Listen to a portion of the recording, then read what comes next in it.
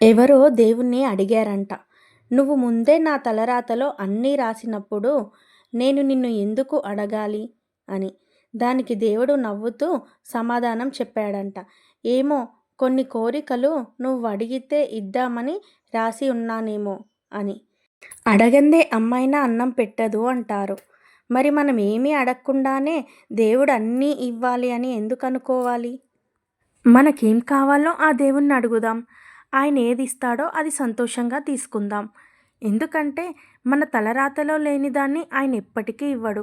మన తలరాతలో మనకేది దక్కాలనుందో ఆయన అది ఎప్పటికైనా ఖచ్చితంగా ఇస్తాడు.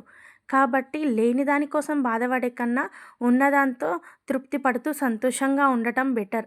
ఎందుకంటే మనమంటూ అడగటం మొదలుపెడితే వాటికి అంతం అనేదే ఉండదు కదా! నేను చెప్పింది కరెక్టే అనిపిస్తే ఈ వీడియోకి ఒక లైక్ చేయండి. Bye bye.